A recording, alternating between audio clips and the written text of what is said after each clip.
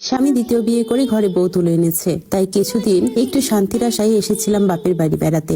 সামনে গিয়ে দাঁড়াতেই চোখ আটকে গেল আমাদের পুরনো টিনের চৌচালার ঘরটার দিকে। ঘরের টিনগুলোতে গাঢ় জং ধরেছে, অনেক জায়গা ক্ষয়ে পুরনো হয়ে গেছে। কে জানে বর্ষায় আধার নেমে এলে চালের ফুটো দিয়ে কেমন ঝরঝর করে পানি পড়ে। টিনগুলোর বয়স অনেক হয়েছে, বদলানো বড্ড দরকার। কিন্তু বদলাবে কে? টিন বদলাতে তো টাকা লাগে। এই কঠিন পৃথিবীতে টাকা ছাড়া মানুষ যেন অচল, জীবনটাও ততটাই মূল্যহীন। উঠানের এক পাশে নজর যেতেই দেখলাম ছোট্ট বাঁশের মাচা বানিয়ে মিষ্টি কুমড়ার চারা লাগানো হয়েছে। সুন্দর সবুজ পাতা গজিয়েছে। এটা নিশ্চয়ই আমার ছোট বোন আসার কাজ। আর মেজুটা তো সারাক্ষণ গায়ের এ মাথা থেকে ও মাথা করে বেড়ায়, হয়তো কোথাও গিয়ে ব্যস্ত। চারপাশ কেমন যেন নিঝুম থমথমে, ঘরে কারো কোলাহল নেই। কি ব্যাপার, সব শুনশান কেন? আমি ঘরের ভেতরে ঢুকে দরজার পর্দাটা সরাতেই বুকটা ছ্যাদ করে উঠলো। দেখি মা এই ভর সন্ধ্যাবেলায় মলিন বিছানায় কাঁথা গায়ে জড়িয়ে শুয়ে আছে। প্রতিদিন এই সময়ে তো মায়ের রান্নাঘরে থাকার কথা, চুলায় মাটির হাঁড়ি চাপিয়ে গরম চালের ভাত বসানোর কথা। আজ এই অবেলায় উনি এভাবে শুয়ে আছেন কেন? শরীরটা কি খুব বেশি খারাপ করলো? আমি হাতের ব্যাগটা এক পাশে রেখে দৌড়ে বিছানার পাশে গিয়ে বসলাম। ও মা, মাগো আমি আসছি তো। মা চোখ দুটো পিট পিট করে মেলল, ঝাপসা চোখে আমার দিকে তাকিয়ে দুর্বল গলায় বলল, কে?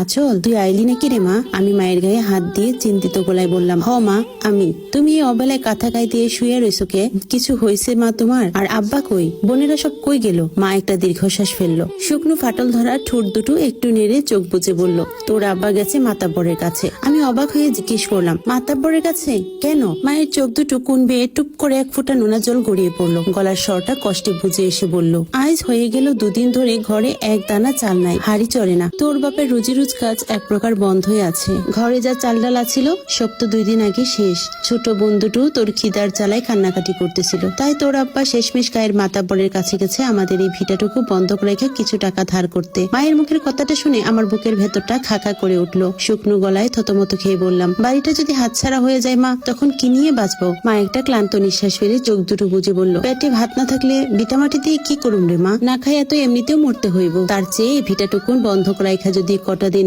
দুবেলা দুমুঠো পেটে দেওয়া যায়। আমি কি বলবো? একদম দিশেহারা হয়ে গেলাম। ঘরের এমন করুণ পরিস্থিতিতে আমার ভেতরের কথাগুলো যেন গলার কাছে এসে আটকে গেল। এই ঘরের একটা মানুষও এখনো জানে না যে আমার স্বামী নতুন বউ ঘরে এনেছে, আমাকে সতীন এনে উপহার দিয়েছে। আমি যদি এখন এই অবস্থায় মুখ ফুটে বলি আমি আর ওই সংসারে ফিরে যাব না, আমাকে তোমরা ঠাঁই দাও, তবে এদের কি প্রতিক্রিয়া হবে? হয়তো সান্ত্বনা দেওয়া তো দূরের কথা, উল্টো শতটা অপবাদের তীর ছুড়ে দিয়ে আমাকে ধাক্কা মেরে আবার ফেরত পাঠিয়ে দিয়ে আসবে। বুকের কান্নাটা ভেতরে গিলিয়ে জিজ্ঞেস করলাম, মা আব্বা কখন গেছে?